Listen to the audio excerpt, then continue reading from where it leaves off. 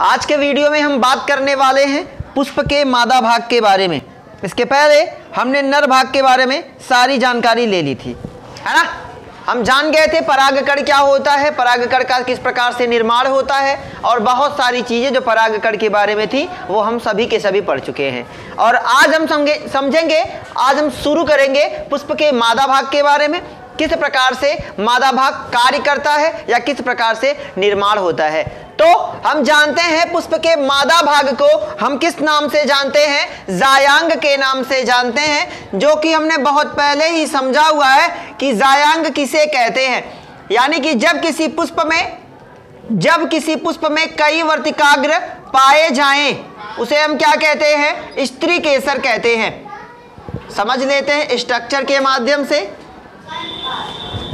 इस संरचना को हम किस नाम से जानते हैं, इसे हम वर्तिकाग्र कहते हैं।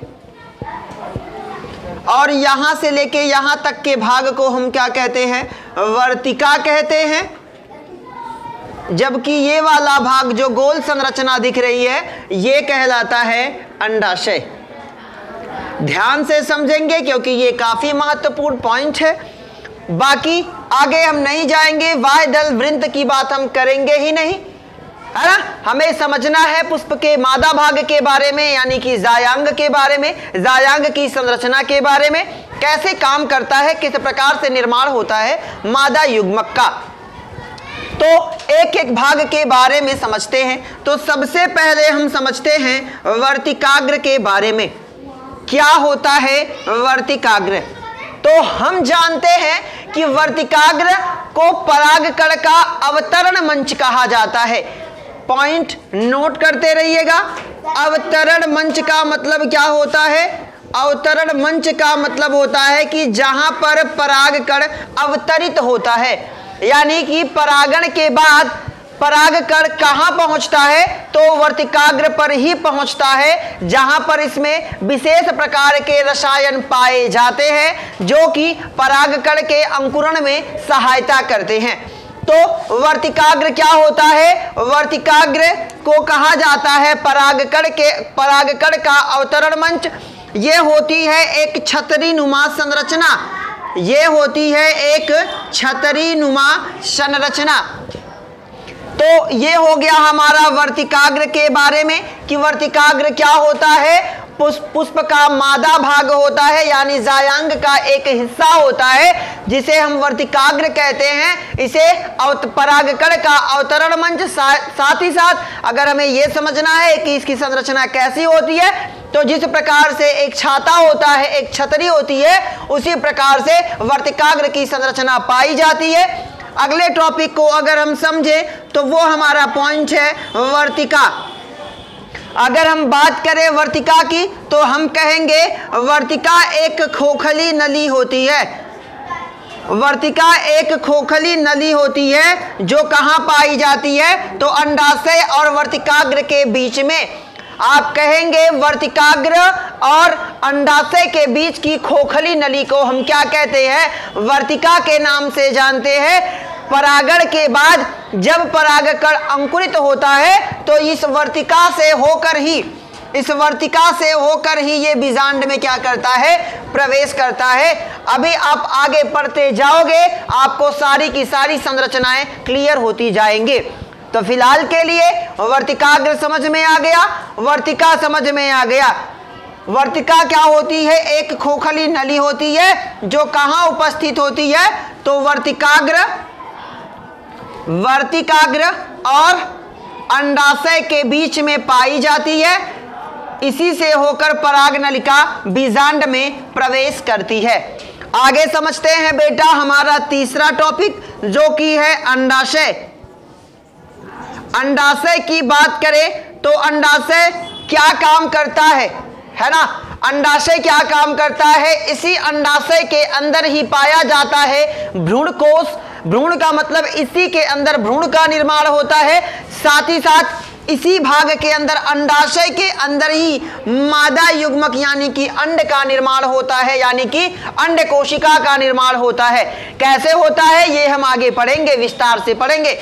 तो ये था हमारा जायांग के बारे में। एक और जानकारी ले लीजिए कि अगर किसी पुष्प में अगर किसी पुष्प में एक वर्तिकाग्र पाया जाए, एक वर्तिका हो, एक अंडाशय हो, तो उसे क्या कहेंगे? उसे हम क्या कहेंगे? उसे कहेंगे बेटा स्त्री केसर। क्या कहेंगे? स्त्री केसर कहेंगे। जिस प्रकार से अगर आपको कह दिया जाए कि आप अपना मुंह छूकर बताइए, तो आप मुंह छुएंगे? नहीं छुएंगे। आप छुएंगे अपने होठ को, दांत को, जीभ को, गाल को, लेकिन मुंह क्या है? एक संरचना है, कई चीजों से मिलकर बनती है। ठीक उसी प्रकार से जायांग वैसे वास्तव में पुष्प में नहीं पाया जाता। ये कई संरचनाओं को संयुक्त रूप, जब कई संरचनाएं एक साथ हो जाती हैं तब जाके वो किसका निर्माण करती हैं? जायांग का। समझते हैं कैसे निर्माण होता है जायांग का? तो हम जानते हैं कि जायांग में क्या क्या पाया जाता है? वर्तिका, वर्तिकाग्र, वर्तिका और अंडाशय। तो जब वर्तिका, भाई जाहिर सी बात है, अगर एक वर्तिकाग्र होगी तो एक ही वर्तिका होगा और एक ही अंडाशय होगा। अगर किसी पुष्प में वर्तिकाग्र, वर्तिका और अंडाशय हैं तो उसे हम संयुक्त रूप में क्या कहेंगे? यानी कि एक वर्तिकाग्र, एक वर्तिका, एक अंडाशय मिलके किस संरचना का निर्माण करते हैं? स्त्री केसर का निर्माण करते हैं। और जब कई स्त्री केसर, यानी कि स्त्री केसर के गुच्छे, जब कई स्त्री केसर मिल जाते हैं तो वो किसका निर्माण करते हैं बेटा? वो निर्माण कर देते हैं जायांग का, जो कि पुष्प के जननांग के नाम से जाना जाता है ना? तो स्त्री केसर समझ में आ गया कि एक वर्तिकाग्र, एक वर्तिका, एक अंडाशय मिलके स्त्री केसर का निर्माण करेंगे और कई स्त्री केसर मिलके किसका निर्माण करेंगे? जायांग का। आप इसे यूं भी कह सकते हैं कि कई वर्तिकाग्र, कई वर्तिका, कई अंडाशय, है ना? कई वर्तिकाग्र, कई वर्तिका, कई अंडाशय मिलकर जायांग का निर्माण करते हैं। लेकिन हम जानते हैं बीच में एक संरचना बनती है। जब वर्तिकाग्र, वर्तिका और अंडाशय आपस में मिलते हैं तो वो एक संरचना का निर्माण करते हैं जिसे हम स्त्री केसर के नाम से जानते हैं। बातें समझ में आ गई? आगे बढ़े, समझते हैं। कुछ पॉइंट आपको दे देता है, जैसे दे देगा भाई युक्तांडपी, है ना? कभी कभी पूछ देता है हालांकि युक्तांडपी के बारे में, और इसके साथ ही साथ पूछ देगा आपको, है ना, पृथकांडपी के बारे में। तो क्या होता है भाई युक्तांडपी? युक्तांडपी नाम से समझिएगा। आपने अलग अलग पुष्प देखे होंगे, तो ऊपर की संरचना जो होती है ये क्या होती है? वर्तिकाग्र। आप देख सकते हैं कुछ यूं होती है, नाव जैसी कर की संरचना होती है। ये क्या होता है? ये वर्तिकाग्र होता है ना? तो युक्तांडपी जब क्या होता है, इसे एक लहजे में आप समझ सकते हो कि जब स्त्री केसर क्या हो भाई? साथ हो। जब स्त्री केसर साथ हो तो उन्हें हम क्या कहेंगे? उन्हें कहेंगे युक्ता। युक्त माने साथ, है ना? जब युक्तांडपी का मतलब क्या है? पूछेगा युक्तांडपी से आप क्या समझते हैं, तो आप कहोगे कि जब सभी स्त्री केसर एक साथ होंगे, यानी कि जब स्त्री केसर साथ होते हैं तो हम जानते हैं स्त्री केसर में कौन कौन सी संरचना पाई जाती है? वर्तिकाग्र, वर्तिका और अंडाशय। यानी कि जब स्त्री केसर साथ होंगे, पास स्त्री केसर होंगे, तो उसे हम संयुक्त रूप से क्या कहेंगे? युक्तांडपी कहेंगे। जबकि इसका दूसरा वाला पोर्शन होता है, इसका दूसरा वाला भाग होता है पृथकांडपी। पृथकांडपी इसका जस्ट अपोजिट होता है कि जब क्या होता है? जब स्त्री केसर क्या हो? जब स्त्री केसर साथ नहीं